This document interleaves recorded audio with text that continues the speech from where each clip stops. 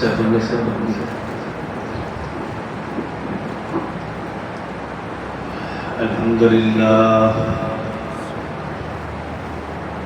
لله وكفى والصلاة والسلام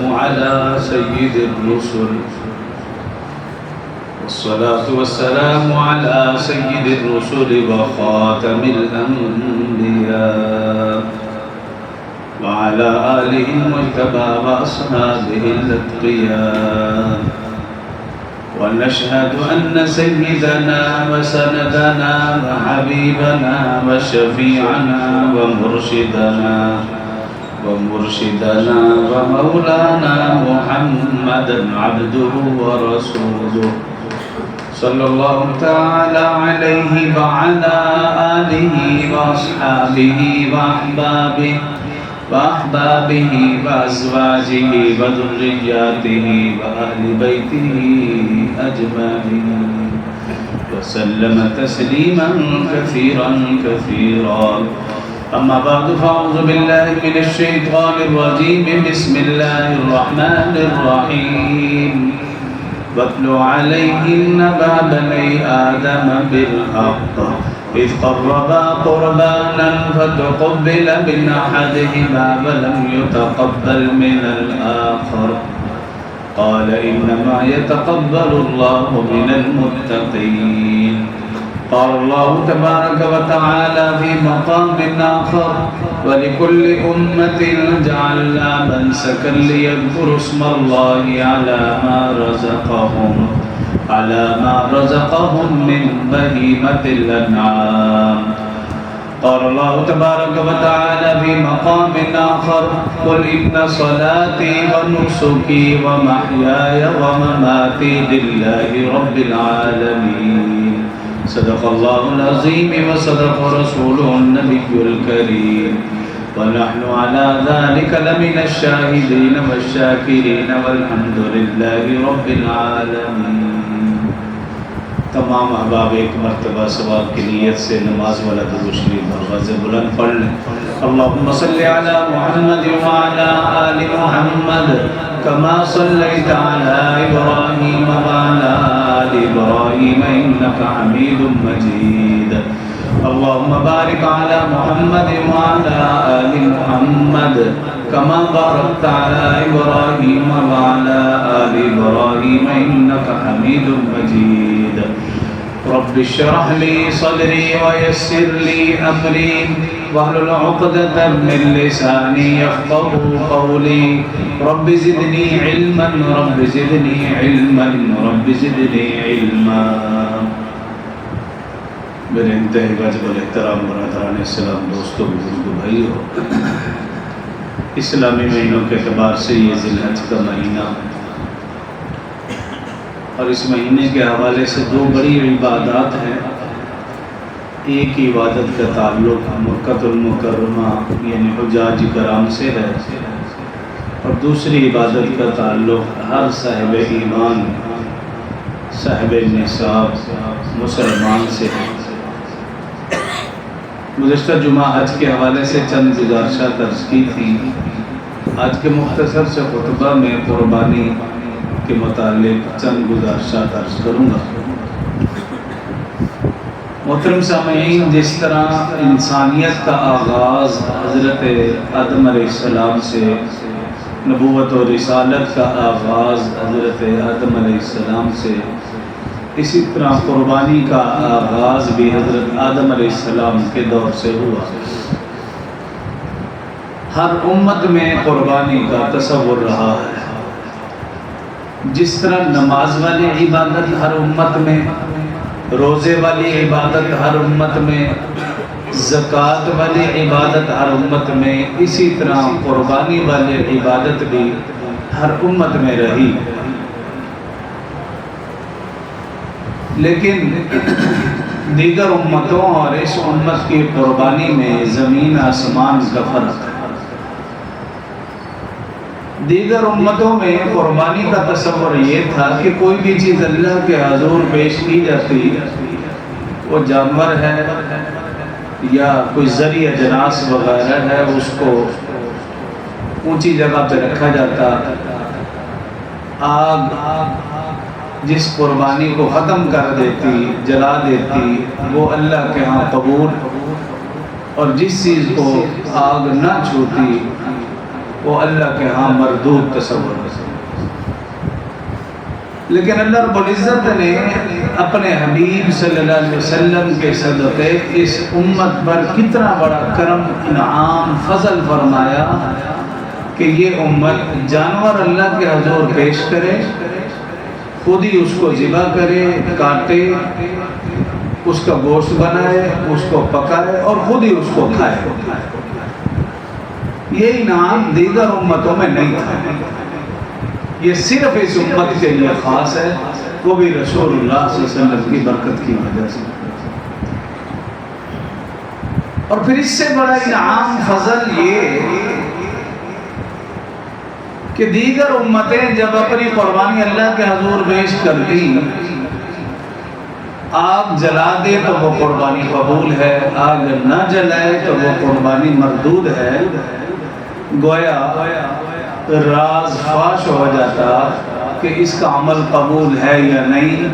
اللہ نے کتنا بڑا انعام فرمایا اس امت کے اوپر کہ یہ امت جو بھی قربانی کرے گی وہ قبول ہے یا نہیں قبول۔ اللہ نے قیامت تک کے لیے پردہ رکھ دیا کہ مسلمان کے ذمہ ہے جانور قربان کرنا، اللہ کے ذمہ ہے قبول کرے یا نہ کرے، لیکن پردہ فاش نہیں ہے، کسی کو معلوم نہیں ہو سکتا کہ اس کا یہ عمل قبول ہے یا نہیں۔ اللہ اپنے فضل و کرم سے چاہیں سب کی قربانی قبول فرما دے، چاہیں تو دکھلاوے اور ریاکاری کی وجہ سے کسی کی قربانی قبول نہ فرمائے، لیکن کسی کو معلوم نہیں ہو سکتا کہ اس کا یہ عمل قبول ہے یا نہیں۔ گزشتہ امتوں میں معلوم ہو جاتا تھا کہ اس کی قربانی قبول ہے اور اس کی قربانی مردود ہے۔ تو اللہ رب العزت کا کتنا بڑا انعام ہے، فضل ہے، کرم ہے۔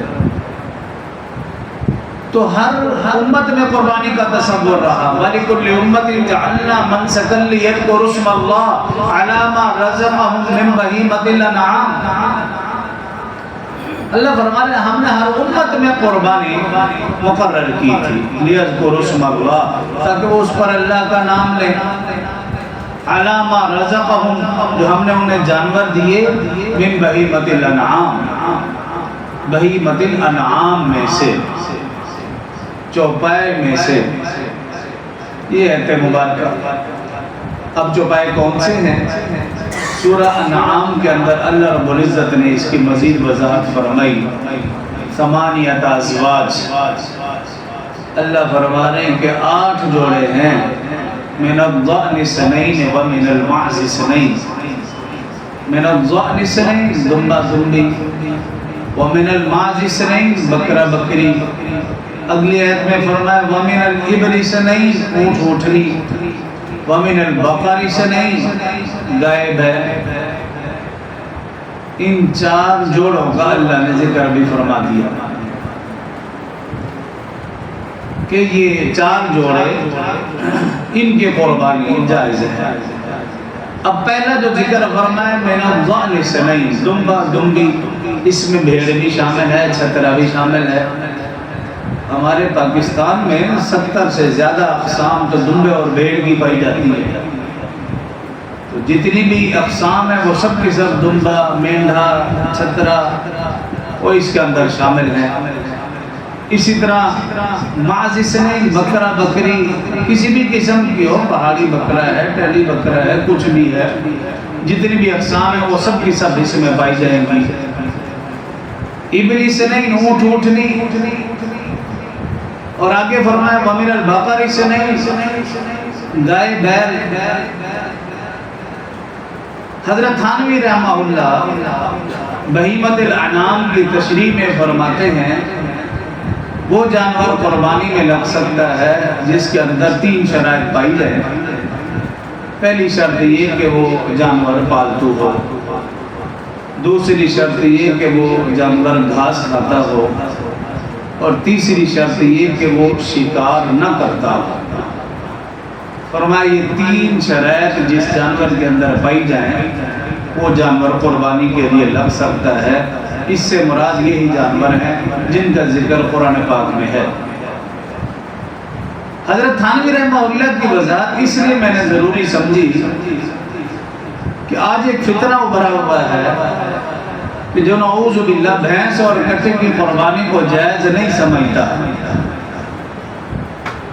تو حضرت تھانوی رحمہ اللہ کی یہ تعریف بتا رہی ہے کہ اس تعریف کے مطابق بھینس پالتو جانور بھی ہے، بھینس کٹا یہ گھاس کھاتے ہیں، اور بھینس کٹا نہ تو کسی کو شکار کرتے ہیں نہ انہیں شکار کیا جاتا ہے۔ حالانکہ ہرن جائز ہے قربانی میں نہیں ویسے، لیکن چونکہ وہ پالتو نہیں، نیل گائے حلال جانور ہے، قربانی میں نہیں کیونکہ وہ پالتو نہیں۔ اور پھر جو طبقہ یہ کہتا ہے کہ بھینس کٹے کی قربانی جائز نہیں، ان کے لیے ضروری ہے کہ کم از کم وہ اپنے بڑے کی بات کو مان لیں۔ ان کے بڑے گزرے ہیں، ان کا حوالہ دے کر بات کو آگے بڑھاتا ہوں۔ اتنے بڑے وہ ان کو کہتے تھے کہ ان کا لقب تھا شیخ الکل، اس کو اہل حدیث حضرات خود ہی شیخ الکل کہا کرتے تھے۔ میاں نذیر حسین دیلوی رحمہ اللہ رحم فرمائے، ہم تو دعا ہی دیں گے۔ ان کی کتاب فتاوی نذیریہ جلد نمبر 2 صفحہ نمبر 255 56 57 اہل حدیث کی پاک و ہند کے سب سے بڑے عالم وہ اپنی کتاب میں درج فرماتے ہیں، فتاوی نذیریہ جلد نمبر 2 صفحہ 255 56 57 فرماتے ہیں کہ بھینس اور کٹے کی قربانی جائز ہے اگر حاجی کو دوران حج بھینس یا کٹا میسر ہو تو وہ اس کی قربانی وہاں بھی کر سکتا ہے۔ تو جب اہل حدیث کے بڑے حضرات نے اس کی قربانی کو جائز کہا ہے تو پھر آج کے دور کے چھوٹے موٹے فتنے پرور حضرات ان کو اپنے بڑوں کی بات مان لینی چاہیے، خواہ مخواہ ایسے جھگڑا پیدا نہ کریں۔ ان کا گوشت ویسے خوب کھائیں، دودھ بھی مزے سے پئیں، لسی مکھن بھی مزے سے کھائیں، تو قربانی کے وقت جو تکلیف تمہارے پیٹ میں ہے یہ ہم اچھی طرح جانتے ہیں۔ تو ہماری بات نہ مان، اپنی بڑی کی بات مان لیں، بس وہی کافی ہے۔ تمہارا ان جانوروں کی قربانی جائز ہے۔ اچھا ایک فتنہ پھر ایسا بھی ہے،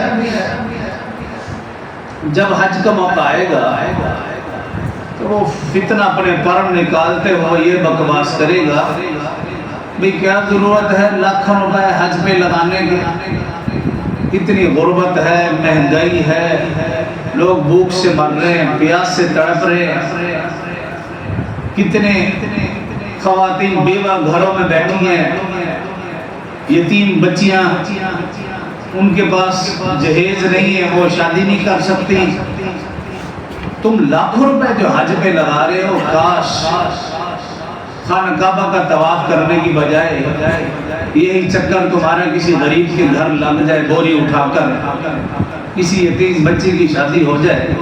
یہ فتنہ ایسی باتیں جن کے دماغ میں پائی جاتی ہیں، یہ فتنے پرور لوگ ہیں۔ اسی طرح جب قربانی کا معاملہ آئے گا پھر بھی ایک فتنہ اٹھے گا کہ ارے اللہ کے بندے، تم نے صرف گوشت کھانے کے لیے، پیٹ بھرنے کے لیے لاکھ روپے کا جانور خرید لیا، جانور کو ذبح کرنے سے تمہیں کیا حاصل ہوگا؟ اتنے جانور، اتنے پیسے لگا دیے، پیسے کسی غریب کے کام آ جاتے، یتیم بچی کے کام آ جاتے، جہیز بن جاتا، بیوہ کا سہارا بن جاتے یہ پیسے۔ جانور خریدنے سے کیا ہوگا؟ گندگی پھیلے گی، گوشت کٹے گا، بدبو پھیلے گی۔ یہ فتنہ پرور لوگ ہیں جن کے دماغوں میں اس طرح کی باتیں آتی ہیں، وہ شیطان لوگ ہیں۔ یہ وہ لوگ ہیں جو علماء سے دور، مسجد سے دور، مدارس سے دور۔ آپ جیسے حضرات جب مسجد کے ساتھ جڑے رہتے ہیں ان کے دماغ کے اوپر یہ شیطان حملہ نہیں کرتا۔ جو لوگ مسجد علماء سے دور ہیں، صرف بازاروں کی زینت ہے، گھروں میں بیٹھے رہتے ہیں یا موبائل یا نیٹ کے اوپر سمجھتے ہیں کہ کافی ہے، ان کے دماغوں میں یہ فتنے پھر اپنا کام برا کرتے ہیں۔ تو ایسے حضرات کے لیے میرا ایک سوال یہ ہے بھی ٹھیک ہے تمہارے دماغ میں فتنہ اکبرا ہے، بھی لاکھ روپے حج پہ لگاتی ہے، قربانی پہ لگاتی ہے، غریب یاد نہ آیا۔ مجھے یہ بتاؤ کہ جب تم لاکھوں روپے کا موبائل لیتے ہو تب تمہیں یہ غریب بچی، یہ یتیم بچی، یہ غریب گھرانہ یاد نہیں آتا؟ کروڑوں روپے کی گاڑیاں جب تم خریدتے ہو تب تمہیں یہ غریب یاد نہیں آتا؟ یتیم یاد نہیں آتا؟ حج کے لیے تمہیں غریب یاد آتا؟ قربانی کے موقع پر تمہاری نظر غریب کے اوپر پڑی۔ اور پھر ایسے لوگ نہ وہ حج کرتے ہیں، نہ قربانی کرتے ہیں، نہ کسی غریب کے کام آتے ہیں، صرف بکواس کرتے ہیں بس۔ یہ فتنے کی علامت ہے۔ تو ایسے لوگوں سے بچنا ہے۔ ہر امت میں قربانی کا تصور رہا۔ رسول اللہ صلی اللہ علیہ وسلم نے مکی زندگی گزاری لیکن حج اور قربانی والا عمل فرض نہیں تھا۔ جب آپ مدینہ تشریف لائے، ترمذی شریف کی روایت ہے، رسول اللہ صلی اللہ علیہ وسلم نے 10 سال مدینہ میں گزارے۔ ہر سال رسول اللہ صلی اللہ علیہ وسلم قربانی کرتے تھے، حالانکہ حج آپ صلی اللہ علیہ وسلم نے زندگی میں ایک کیا، عمرے 4 میں۔ حج ایک، عمرے 4، قربانی ہر سال۔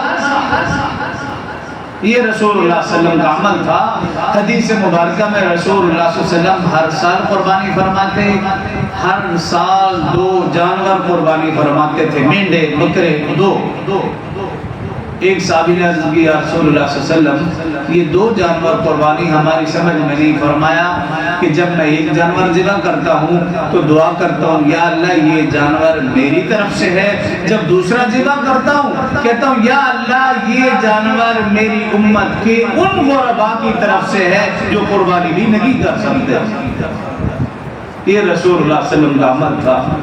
رسول اللہ صلی اللہ علیہ وسلم کی وفات کے بعد حضرت علی رضی اللہ عنہ بھی ہمیشہ 2 جانور ذبح کرتے۔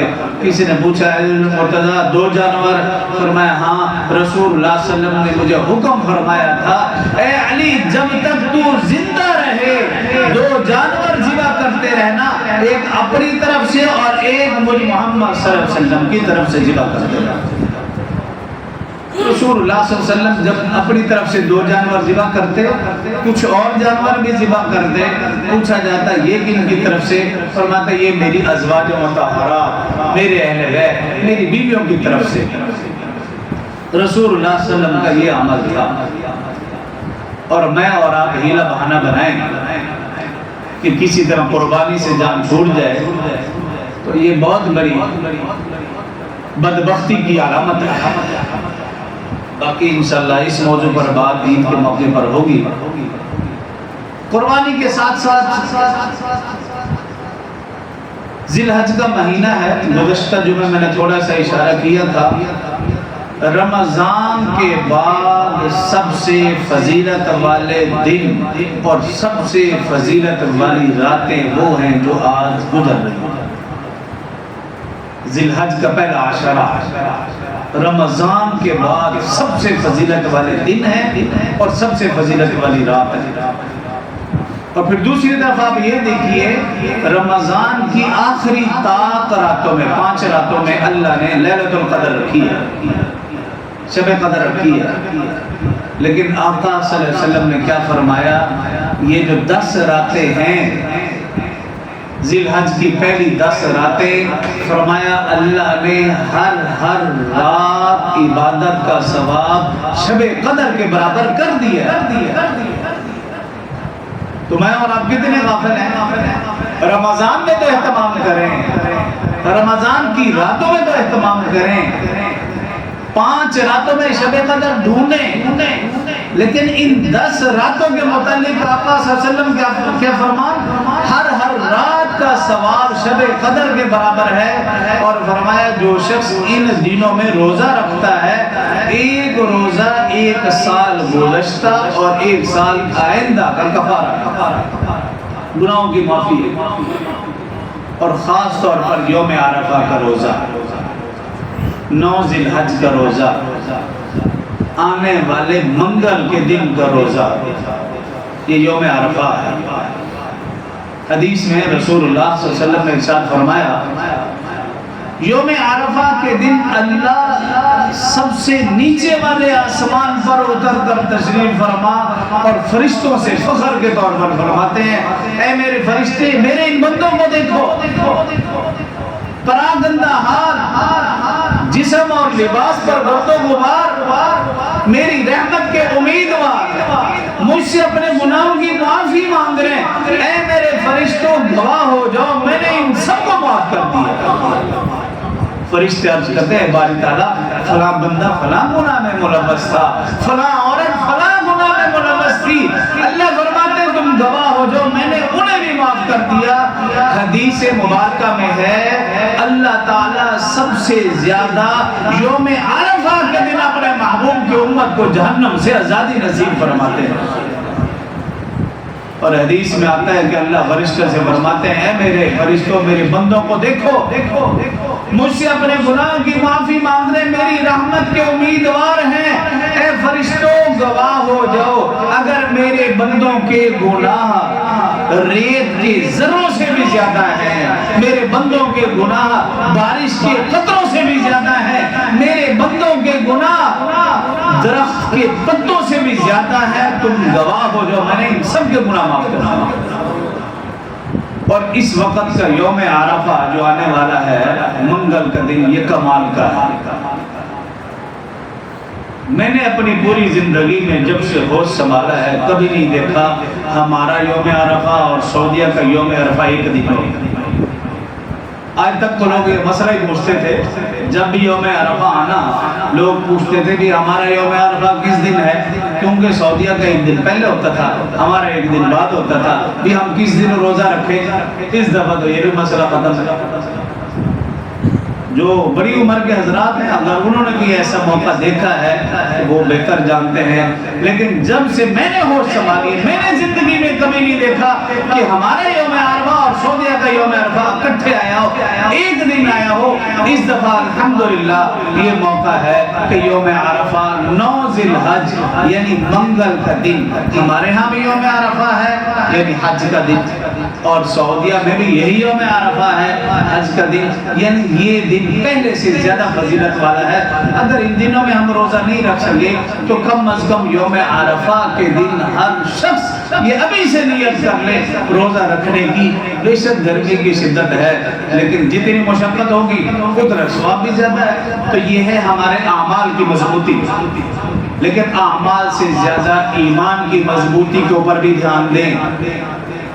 اعمال تو ہمارے مضبوط ہوں، اس کے ساتھ ساتھ ہمارا ایمان مضبوط ہونا زیادہ ضروری ہے۔ خدا نہ خواستہ ایمان کمزور تو پھر اعمال کی مضبوطی کسی کام کی نہیں۔ ایمان جتنا مضبوط ہوگا اعمال اتنے مضبوط ہوں گے، ثواب بھی اتنا زیادہ ہوگا۔ اور اگر خدا نہ خواستہ ایمان کمزور ہے تو پھر اعمال جتنے بھی ہم کر لیں وہ مضبوط نہیں ہو سکتے۔ ایمان کی مضبوطی کیا ہے کہ میں اور آپ گناہگار صحیح، نمازوں میں کمزوری اپنی جگہ، عبادات میں کمزوری اپنی جگہ، لیکن میرا اور آپ کا ایمان مضبوط ایسا ہو اگر ہمارے ایمان کے خلاف کوئی کام ہو میری اور آپ کی رگ پھڑکنی چاہیے، میری اور آپ کی زبان کے اوپر وہ جملے آنے چاہیے جو ایک ایمان والے شخص کے اوپر ہونے چاہیے۔ یہ مت دیکھیں کہ حالات کیا ہے موقع کیا ہے، نہیں۔ الحمدللہ ہمارے شہادرہ کا یہ مسجد، شہادرہ کی یہ مسجد سب سے مرکزی مسجد کہلاتی ہے، اور شہادرہ کے علماء نے یہ متفقہ فیصلہ کیا ہے کہ یہ محمدیہ مسجد مرکز ہے، جب بھی کوئی کام ایمان کے خلاف ہوگا یہاں سے بات ضرور اٹھے گی۔ اور الحمدللہ ہماری انتظامیہ اس حوالے سے بھرپور ساتھ دیتی ہے۔ اب اس وقت معاملہ یہ درپیش آیا کہ حکمران گندے تو ہے ہی ہیں، ہمیں ان کے عمل سے کوئی غرض نہیں، لیکن ہمیں تکلیف یہ ہے وہ شخص جو قادیانی ہے ہمارے نبی کو آخری نبی نہیں مانتا، اگر اس کو ہماری حکومت ستارہ امتیاز سے نوازے گی تو پھر ہم مسلمان ضرور اپنی آواز کو بلند کریں گے۔ ہمارے مسلمان کے ایمان کا تقاضا یہ ہے کہ کوئی بھی حکومت हुकूमत हो, कोई भी जनरल कर्नल हो, कोई भी जज हो, हमें उससे कोई परवाह नहीं। जब ईमान के खिलाफ कोई कदम उठाएंगे तो फिर हम जरूर बोलेंगे। अब मामला ये है कि हम पुरजोर मजम्मत करते हैं जो गालिबन उस मरदूस का नाम नबील अकरम है मेरे ख्याल में। अब सब नबील अकरम, मुनीब अकरम, नबील मुनीर अकरम उस बदबख्त का नाम है कादियानी, लेकिन हमारी हुकूमत उसे सतारे इम्तियाज से नवाज रही है। हम पुरजोर मजम्मत करते हैं, आप लोग साथ देते हैं? नारे तकबीर, ताजो तख्त खत्मे नबूवत, ताजो तख्त खत्मे नबूवत। आपको पैगाम देने का मकसद ये है कि आप इस बात का जिक्र घरों में भी करें। किसी की अगर दाद रसाई है ऊपर तक वो बात पहुंचाएं कि ये बात हमारे ईमान के खिलाफ है। और अगली बात ये, इस वक्त जो भी महंगाई की कैफियत है वो आपके सामने है। बर्रे सगीर के सबसे बड़े जय्यद आलम दीन जिनके ऊपर बेशुमार लाखों उलमा का भरपूर एतमाद है, जमीयत उलमा इस्लाम के सरबरा हज़रत मौलाना फजल रहमान साहब हाफिज़हुल्लाह, उन्होंने इस सूरत हाल को देखते हुए एहतजाज का ऐलान भी किया है। कोई भी आलम दीन किसी भी जमात के साथ, किसी भी मसलब के साथ ताल्लुक़ रखता है, जब वो इस्लाम की बात करेगा तो उसका साथ देना हर मुसलमान का फर्ज बनता है। तो हम ये भी यकीन दहानी कराते हैं कि जो भी एहतजाज की कॉल देंगे, आज उन्होंने एहतजाज की कॉल दी है, अब जहाँ भी मालूम हो आप ज़रूर पहुँचने की कोशिश करें। इनफरादी और इज्तिमाई तो कोई ऐसी तरकीब फ़िलहाल नहीं है कि मरकज़ की तरफ से हो, लेकिन प्रेस कलम में एहतजाज की आज कॉल दी गई है। तो जो हजरात बासानी पहुँच सकते हैं वो भी पहुँचने की कोशिश करें और आइंदा के लिए अज़म कर लें। कोई भी आलिम दीन कॉल देता है, हमारी हिमायत मांगता है, हमारी सारी की सारी हिमायतें इंशाअल्लाह उन उलमा के साथ है। वादा करते हैं, हाथ खड़ा करके वादा करें। तो हम हर आलिम दीन के साथ हैं जो भी इस्लाम की बात करता है। हमारे मेहमान कारी सैफुल्लाह मदनी साहब तशरीफ लाए हैं। मैं दरख्वास्त करता हूँ कि एक मुख्तसर सा कलाम हज के हवाले से और फिर एक मुख्तसर सा कलाम खत्म नबूवत के ऊपर भी पढ़े ताकि हमारा मजीद ईमान ताज़ा हो जाए। हज़रत कारी सैफुल्लाह मदनी साहब।